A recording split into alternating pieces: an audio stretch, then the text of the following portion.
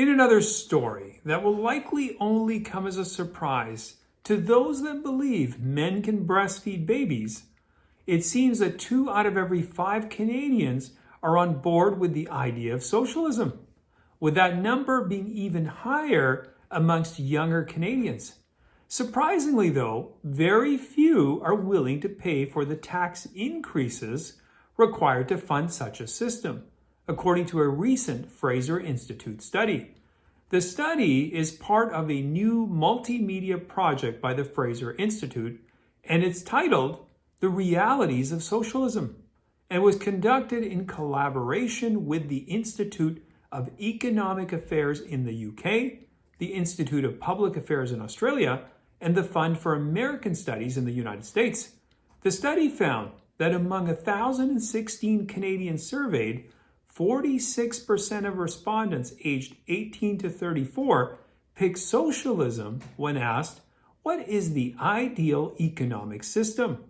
The numbers dropped to 43% among respondents aged 35 to 54 and to 38% among those over 55, proving once again that you only get smarter as you get older. But then again, looking at that 38% number though, maybe you just get slightly less stupid, huh? As mentioned, the survey, accompanied by a report, was conducted in conjunction with think tanks in the United Kingdom, United States, and Australia. And the results were similar in those countries as well. So, on the plus side, other countries are full of freeloading dummies as well. A whole segment of the population, not just in Canada, but across the developed world, self-describes as socialists. But many of them have never lived in a world with genuine socialism, nor the misery it imposed, said Jason Clemens, the study's co-author and executive vice president of the Fraser Institute, in a February 22nd news release. Misery, Jason? Really? Have you ever tried to make it with just 2 bars on your Wi-Fi, bro? Come on. Wanting to ensure that respondents understood socialism in its actual form, oh, well, that's a new concept, isn't it? And definition, the study asked the respondents to define socialism, providing them with 3 alternative definitions. Thankfully, they provided the 3, otherwise we would have had probably like 100, like the genders. Only 25% of Canadians polled define socialism in the conventional sense. Government owning and controlling businesses and industries and your sorry ass. 65% define socialism as government providing more services, free stuff, while 57% believe socialism is best defined as government providing a guaranteed minimum income. In other words, the majority of Canadians define socialism as free shit bought and paid for by someone else. Yeah, who wouldn't want to be on board for that, huh? As for how the government should finance the increased spending on social programs or providing a guaranteed minimum income, only, surprisingly, 31% supported an all-encompassing increase in personal income taxes, while 16% supported raising the goods and services tax. Out of 4 different tax proposals provided to respondents to finance a socialist system, most, 72%, preferred slapping a new wealth tax on, you guessed it, the top 1% of income earners, while 59% supported increasing personal income taxes on the top 10% of income earners. Makes sense. Just tax the rich. After all, they don't ever pay their fair share, right? I mean, isn't that what we're told countlessly all the time? While I don't have the numbers for Canadians, I can tell you that in the US, that while the top 1%'s income share rose from 20.1% in 2019 to 22.2% in 2020, their share of federal income taxes rose from 38.8% to 42.3%.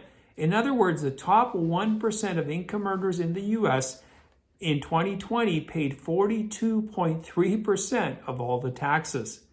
In fact, down south, the top 50% of all taxpayers paid 97.7% of all federal individual income taxes, while the bottom 50% paid the remaining whopping 2.3%. I can't imagine it's a whole lot different in Canada.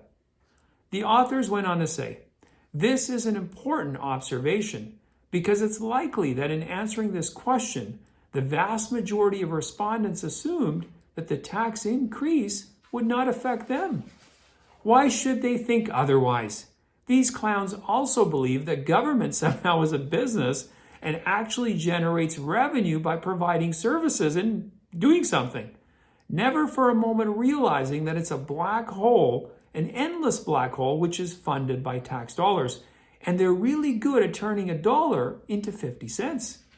However, Fraser Institute senior fellow and study co-author Stephen Globerman noted that such tax increases wouldn't generate anywhere near enough revenue to pay for the higher levels of spending linked with socialism.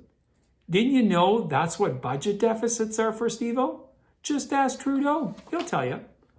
If Canadians want a larger government and substantially higher government spending, then all Canadians and not just top income earners will have to pay higher taxes to finance it, he said in the release. The findings on this aspect were similar for the United States, UK, and Australia. Critically, the results suggest that no age group in any of the surveyed countries indicated a general willingness to pay for the costs associated with their favored definitions of socialism, the authors wrote. You mean sucking on the teat of your fellow taxpayers isn't a human right? Really? The study noted that support for socialism as the ideal economic system declines as age increases. On the whole, 52% of Canadians agree that capitalism is the preferable economic system, compared to 24% who prefer socialism and living in their mom's basement.